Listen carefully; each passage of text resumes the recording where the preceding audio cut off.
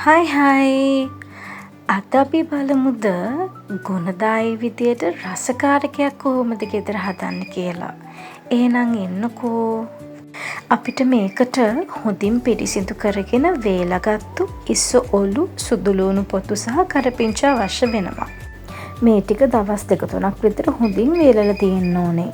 දැන් අපි එහෙනම් හදමු. මුලින්ම පෑන් එකක් ලිපේ තියලා රත් වෙන්න තියලා අපි වේලගත්තු ඉස්සෝලු ටික ওই විදියට පෑන් එකට දාගන්න ඕනේ. ඒක ටිකක් වෙලා යනකම් හොඳට කුඩු වෙනකම් අපි කබලේ බැද ගන්න ඕනේ. කබලේ හොඳින් බැදීගෙන එනකොට පුදුමාකාර සුවඳක් එනවා. ওই විදියට හිමින් සීරුවේ මේ වෙලාවේ මැද ගින්දරේ ඒ කියන්නේ මධ්‍යස්ථ ගින්දරේ තමයි අපි මේක පෑන් එකේ බැද ගන්න ඕනේ.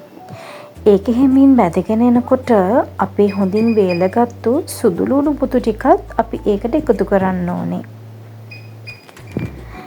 ඒකත් ඒ විදියටම චුට්ටක් එහෙ මෙහෙ පෙරලලා හොඳින් කබලේ බැද ගන්න ඕනේ.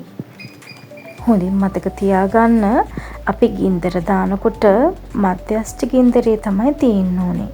ගින්දර වැඩි කරගන්න එපා. දැන් අපේ සුදු ලුණු ටිකයි ඉස්සු ටිකයි මේ වෙලාව වෙනකොට හොඳට කබලේ වැදිලා තියෙන්නේ. ඔයාලට පේනවද ගෝල්ඩන් බ්‍රවුන් වගේ කලර් එකක් ඇවිත් තියෙනවා.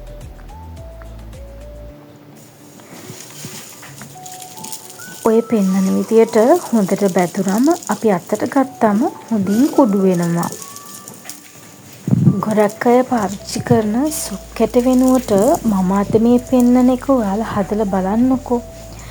මේකෙන් තේ හැන්දක් වගේ අපි හදන ෆ්‍රයිඩ් රයිස් එකකට සහ තව රස ගන්නවන්න ඕනම කෑමකට දැම්මම විශේෂ රසයක් එකතු වෙනවා.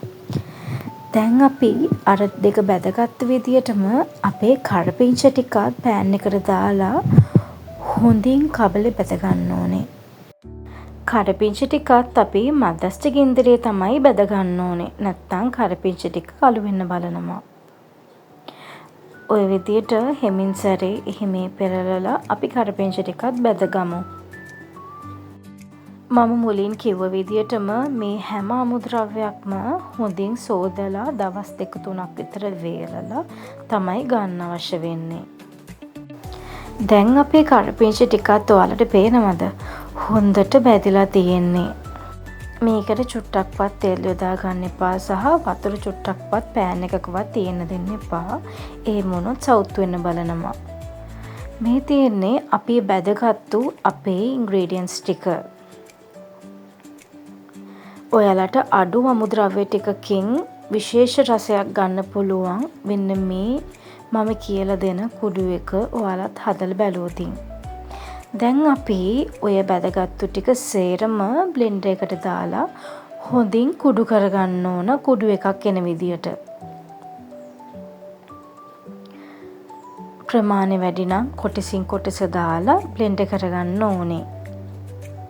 මේ තියෙන්නේ අපි අපේ ඒ තියෙන ඉන්ග්‍රීඩියන්ට්ස් ටික සේරම බ්ලෙන්ඩ් කරගත්තට පස්සේන විදිය.